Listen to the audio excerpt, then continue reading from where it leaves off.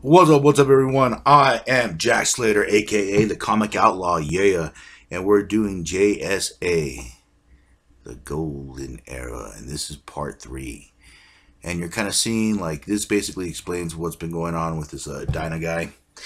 He's been smoozing the crowds, basically playing the Superman as it was, 1949. And like I said, this is the Golden Age. I just wanted to give that little brief thing before we actually went into the cover. That way you guys kind of see what's going on. The story is a little confusing if you're not familiar with the history. So I was trying to bury the lead on that one. Anyways, of course, Quick and the other superheroes are having moments of crisis. Now that they're not superheroes, experimenting on things, doing this and that, trying to come to grips with their new identity. And of course, Tex running for president. And of course, Johnny Quick is boozing it up, trying to write a story. The Atom is now working for Tex. And everyone's just going about their lives. See this Dyna guy snorting everything in the world.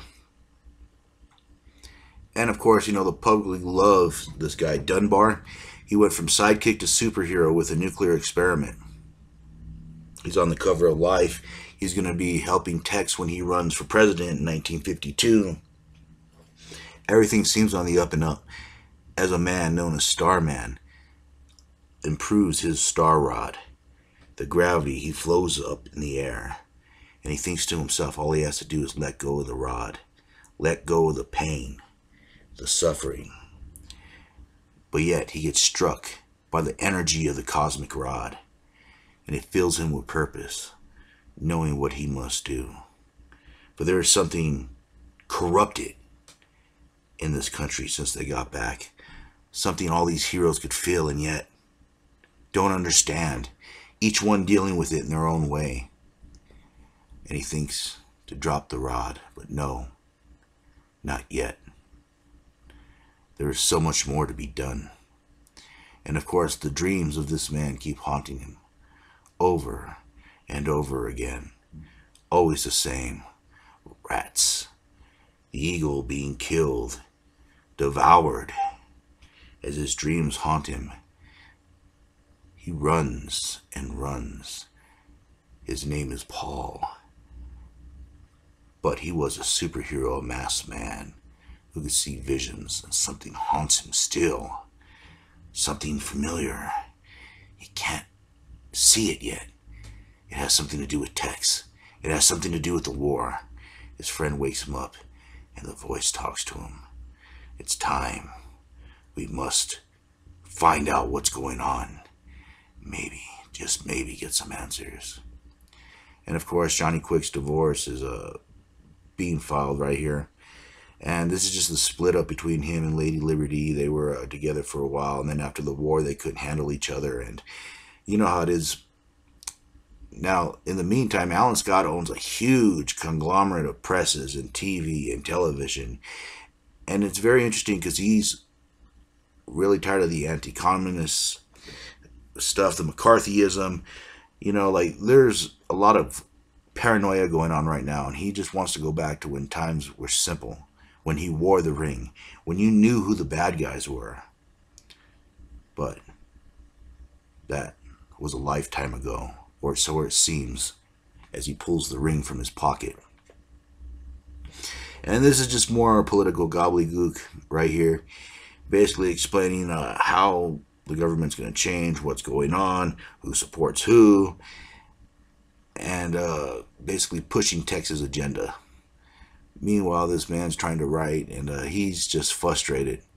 It's the booze that keeps drowning out his words. But still, the man behind the law. It seems like he only wrote one book, and that was pretty much it. And now this guy is having problems with his ghost brother. Apparently, they become one person when he touches his birthmark, and he's haunting him, talking about his wife who's gone, and, just basically wanting to be part of him, wanting to be alive again, instead of being a prisoner in the astral plane. And this is where you find out that Tex is not a quote-unquote gentle lover. In fact, from what you read, he seems to be a complete sadist and asshole. Although he keeps filling out this book, there's something about him, she senses, that's un-American. Meanwhile, someone decides that they ought to summon good old Satan himself as they make a pentagram out of blood. And he says that was only just the beginning. It's Dunbar, all high. And yes, and this man sleeps. This man that holds secrets is thrown out of the window by a mysterious being, a robotic being, to silence him. Now, as our man is struggling with his addiction to this pill now, the pill has been giving him hallucinations. His strength has been zapped by fear.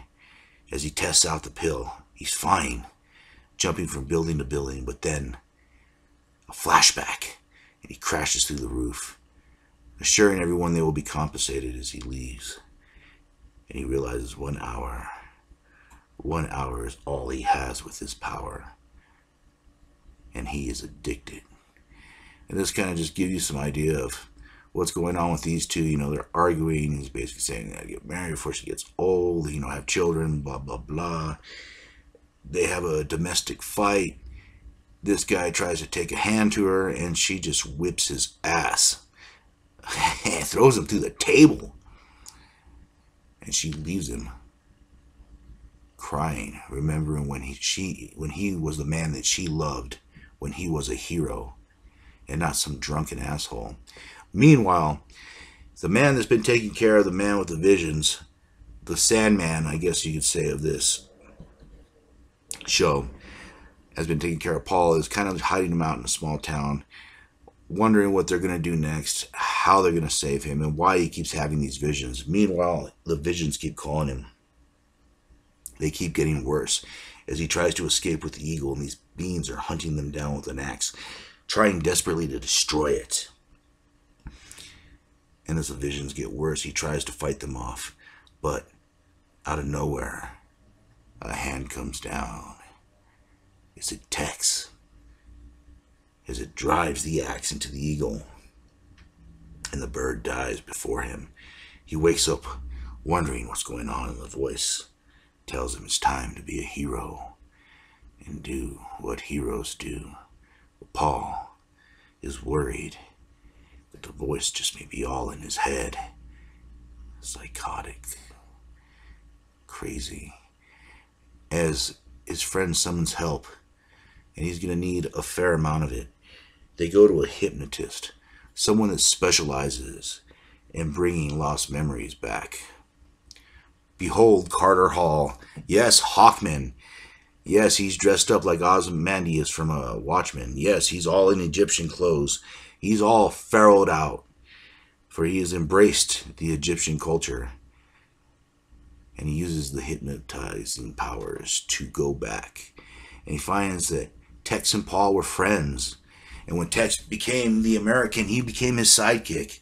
They did a lot of crime fighting together. Basically, they hung out together. They were best buds. And then the war happened. And Tex had vanished. But it wasn't just that. Weird things were happening during the whole war. And Paul was a member of Special Forces. He specialized in killing supers. The Nazis had made their own villains. And during one last fight, when the prison exploded, killing most of them, or at least so he thought. And Tex, what happened to Tex? As he knows there's one man, a scientist, from the death camps, strange, unique, deadly. He was able to transfer his brain. He was known as the Humanite. This man must die, as they found the body of a young woman, an actress that disappeared a long time ago, a victim of this Humanite, for he takes his brain and transfers it from body to body, a sort of immortality, as he sees Tex strapped to the table.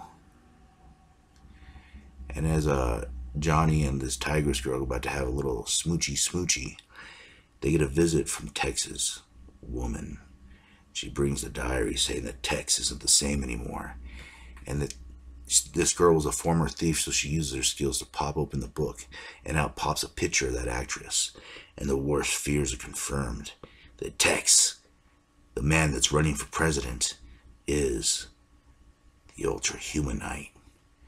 And this is where they reveal his plans, that no matter what he tried, no matter what experiments, his genius was always interrupted by the heroes until him and Hitler joined forces. Hitler wanted to live forever. He knew his war was doomed in the last few years, and they figured out a way for both of them to get what they want. First, Humanite transferring his body into Tex, and then keeping the brain of Hitler for later, for something else, to transform into a body of Hitler's choosing, with powers of Hitler's choosing. And as Paul realizes what happened, he was to assassinate the Ultra-Humanite, and then he realized that it was too late. The Ultra-Humanite's brain was already in Tex. There was nothing he could do. The man he knew was dead, and out of surprise, Tex gets the shot, or the Ultra-Humanite hits him in the head as he falls, the rope being cut and him plummeting to his doom. Crashing on the trees did save his life, but it took out his memory, and now with it fully restored, Hawkman decides it's time to call the team. It's time to take care of the Humanite once and for all, as everyone begins making phone calls back and forth, knowing that it's time to suit up, that it's time to close this chapter once and for all. For that feeling of dread they've all had since they've all returned has been realized. And of course, Alan Scott feels it too, as he grabs the ring, as the phone's ringing in the background, but he knows what is going on.